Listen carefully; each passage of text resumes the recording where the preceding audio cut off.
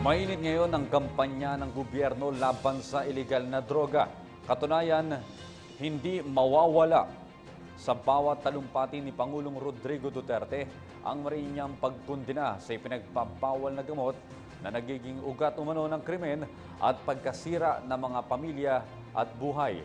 Ano nga ba ang epekto ng droga sa isang user? At ano ang pag-asang naghihintay sa mga nalululong dito? Narito ang espesyal na ulat mula sa aming kasamang si Ria Fernandez. I will fight criminality and drugs. Sa bawat talumpati ni Pangulong Rodrigo Duterte, hindi mawawala ang mariin nitong pagkondena sa paggamit ng iligal na droga. Ito raw kasi ang sanhi ng mga karumal-dumal na krimen sa bansa. Ayon kay Rudin Gonzales III, isang rehabilitation practitioner, nilulusaw ng shabu ang utak ng tao dahilan para mawala ito sa katinoan at kalaunan ay mamatay. Gawa raw kasi sa mga nakalalasong kemikal ang shabu tulad ng acetone, muriatic acid at tubig ng baterya. It shrinks the brain and of course, not only that, the liver, the kidneys, the internal organs will suffer. Inisa-isa ni Rudin ang mga senyales kapag gumagamit ng ipinagbabawal na gamot ang isang tao. Anya agad na mapapansin nito base sa kanilang panlabas na anyo at kilos. Ang mata, lubog na lubog, no? Deep set ang eyes, ang pisngi, lubog na, yung parang dry, very dry ang skin. And yung teeth, medyo nag-corrode na because of the acid. Hindi na buo yung ngipin. They don't have that smell. Yung smell nila, medyo hirap na silang umamoy. No? And of course, sa mental naman, sa behavioral, ano sila? Yung parang they're not in touch with reality. And of course, what we've talked about kanina is, yun nga, they're paranoid. Pero may pag-asa pa raw na makarecover ang isang taong lulong sa droga. Ito umano ay sa pamamagitan ng pagsasailalim sa rehabilitasyon nang hindi bababa sa 6 na buwan. Halimbawa nito si Francis Salandanan, 36 years old. Halos 20 taong humihit-hit ng shabu si Francis bago ito nagdesisyong magbagong buhay. Curiosity umano ang ugat ng kanyang adiksyon. Last year, na-realize ko yun na palala na ako ng palala. Hindi lang basta-basta pangungupit ng ginagawa ko, hindi lang basta-basta pagnanakaw na ginagawa ko.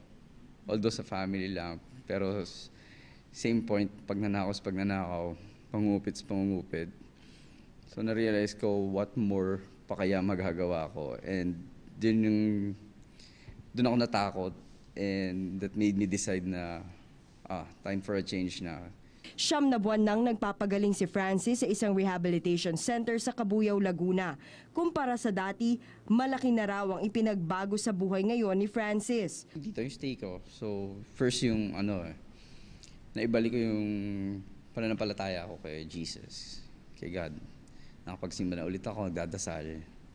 Tapos naayos yung relationship ko sa family ko. Kila mama, kila ate, so kapatid kong bunso, tapos yung pamangking ko. Okay na kami. Nung kailan ba yun? June 20. After ilang years, nag-I love you ulit sa akin si mama. So talagang masaya. Alam ni Francis na tunay na kaligayahan ang nararamdaman niya ngayon kumpara noong gumagamit pa siya ng ipinagbabawal na gamot. Lubos ang pasasalamat niya sa oportunidad na makapagbagong buhay sa kabila ng napakahabang panahong pagkakadapa niya na tila'y wala ng pag-asa.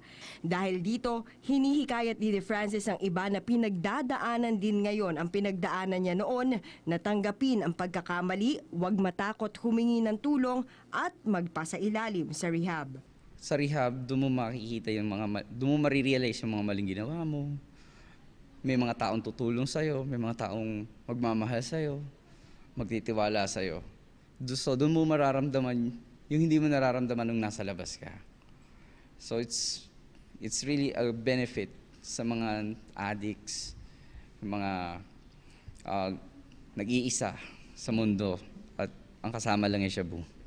Para sa PTV News, Ria Fernandez. Ako po si Cathy San Gabriel. Subscribe na sa PTV YouTube channel. I-click lang po ang subscribe button.